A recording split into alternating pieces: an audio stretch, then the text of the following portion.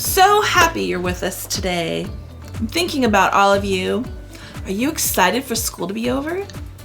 I can't believe that summer is right around the corner. I really hope we can be together soon, but until then, I'm glad you are tuning in to our lesson today.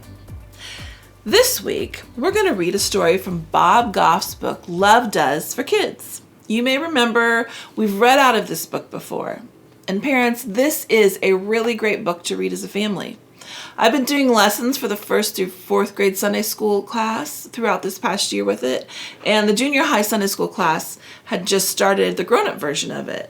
It's full of true happenings from Bob's life and shows us the beauty of who God is. It is great for kids' hearts and grown-up hearts too. So, we're going to read a story. Pictures in a Wallet. Here's something about me that you might not know. Like most grown-ups, I carry around a wallet. But unlike most grown-ups, I carry around a really, really big wallet. It's huge. I keep it in my back pocket. And sometimes when I sit down in the car, I think I'll hit my head on the roof. I use my wallet to hold all my normal stuff. My driver's license, a coupon to get some frozen yogurt, a couple of dollar bills. But do you know what makes my wallet big? Pictures.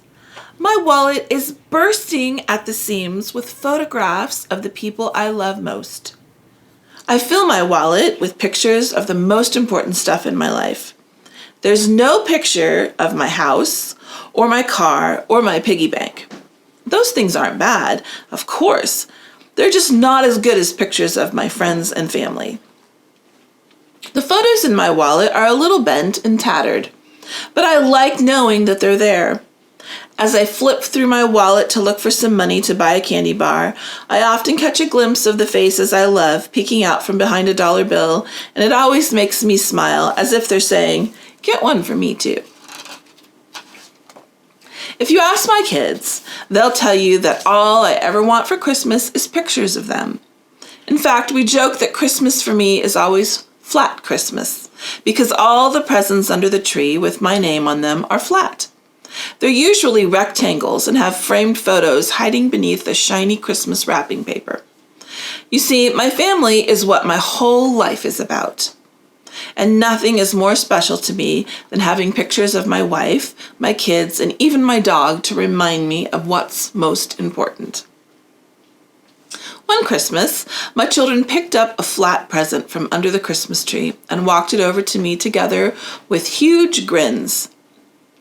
"You're going to love this," they said as they excitedly handed me the package wrapped in festive paper. It was thicker than the photos I usually get, and I could feel tears welling up in my eyes already because I knew it would be another picture of some of the people I love the most. "It's a photo book," the kids cheered as I peeled back the wrapping paper. It held pictures of all the adventures we had gone on together. It was a pretty thick book. Page by page, I flipped through the book and thought about our adventures and the things we had learned together along the way. Happy tears streamed down my cheeks as I turned the last few pages of the book. When I got to the end, I was surprised to find an envelope attached inside the back cover. Inside the envelope, I found 3 letters, one from each of my kids. But the letters weren't written to me. They were written to their future kids. The letters told stories about hope and love and adventures they hoped they'd go on together when they had children of their own. Adam's letter read like this: "Dear future kids, you'll see a lot of pictures in this book of the adventures we have gone on as a family. I can't wait to take you on adventures too. I hope you love Jesus and adventure as much as we did. Love, your dad, Adam." I'm not sure if God carries a wallet, but if he does, I bet it's bursting at the seams with pictures of his kids, including you and me.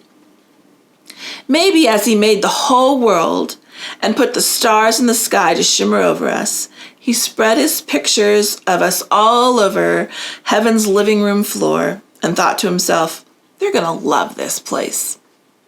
Just like my kids wrote letters to their future kids, God also wrote us letters filled with stories of hope and love and invitations to adventures He'd hope we'd go on with Him. These letters and stories were all put in one book we call the Bible. I don't know what God calls it, but my guess is that He calls it a book of what He hopes we'll do together with Him forever. Sometimes it's easy to forget that when God thinks about you, He gets a big smile on His face. He didn't just create us, He really, really likes us too. Just like a proud dad who wants to show everyone pictures of his kids. Maybe God is constantly calling the angels over to see pictures of us from His wallet. He tells them what we've been doing while we've been on earth and what He hopes we'll do. He's been showing pictures of you around heaven so much that I bet the corners of some of the photos are a little bent and worn. But He doesn't care, because every day and in everything you do, He gets a new picture of you for His wallet. I love this story. We've been talking about joy this month, and this story is a great reminder that God is joyful. Sometimes we forget that He is, but it's true. Just like God is love and God is peace, God is full of joy and He takes great delight in you. There's this really cool verse in Zephaniah 3:17 that says God rejoices over you with singing. Are you ever feeling so joyful you just have to sing? Like, oh! We want you to know that God loves you so much and you make His heart sing with great joy. We're praying God fills you and your family and your home with joy this week. And we have a fun activity for you to do this week, but you have to come to my kitchen for an episode of Making It with Monica.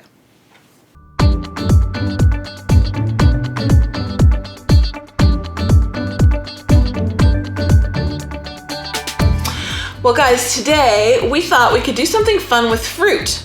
Actual fruit, because we've been talking about fruits of the Spirit, and we're going to keep talking about them because there's lots of them, and we want them to be worked into our hearts and into our lives. But real fruit is kind of fun and delicious, and it brings joy to our bodies because it's healthy and it's sweet and it's juicy. So there's lots of things you can do with fruit, but today I wanted to show you what we do at our house a lot. We make fruit drinks. And my kids did it when they were little, and you can do it at your house too. There's a picture of my son making them when he was 2 years old. He loved to work the blender and make fruit drinks. So we're going to take some fruit, some yummy fruit, and we're just going to put it into a blender. Now I have a really powerful blender, but you can use any blender you have. It'll work. And we're going to start with some oranges and grapes. They have a lot of juice in them, so we're going to put the juiciest fruit on the bottom. And I've washed the fruit I'm going to put in. So I've already washed my grapes, and so I'm going to stick my grapes in the blender. And I'm going to plop some oranges on top because oranges are juicy too. And so this is going to make a little noise, but we're going to start grinding them up.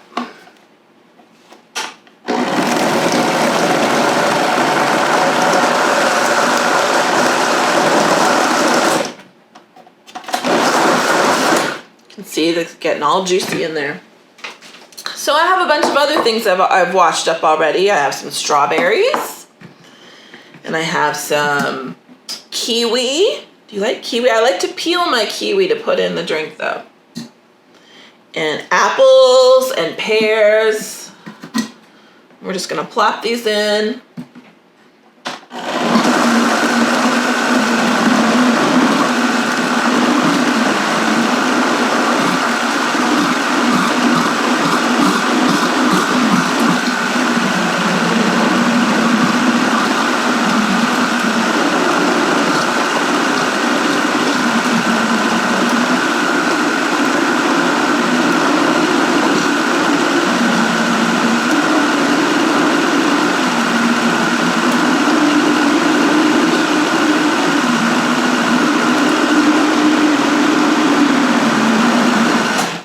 Now that's looking real juicy and good, but to make a fruit drink really delicious, you need to add some frozen fruit. So a lot of times in our freezer at home, like if we have bananas that are starting to go, we'll peel them and put them in a plastic bag and stick them in the freezer so they'll freeze. And then when it's time to make a fruit drink, we can put a frozen banana in, and that makes it nice and thick and cold. But today, I just happen to have a bag of some it's just frozen fruit, strawberries, peaches, and bananas. So if you have frozen strawberries or raspberries or blueberries or anything will work, whatever your favorite fruit is. So I'm just gonna put some of these frozen things in, and it'll make it nice and thick.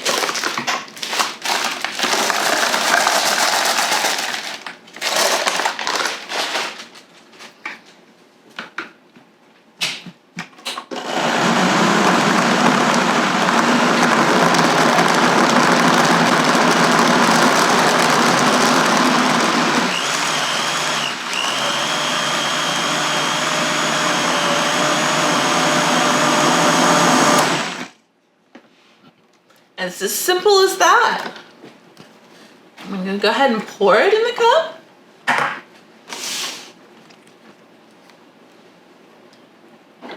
Look at that. It's almost like a milkshake, but it's a healthy milkshake. And so as you guys are getting ready to think about summer starting, these are like really good summer treats. You could even put it in a popsicle container and freeze them and have cold frozen fruit treats on hot summer days. But I hope that you and your family can try it out. Make a fruit drink at home and see if you like it. It's delicious.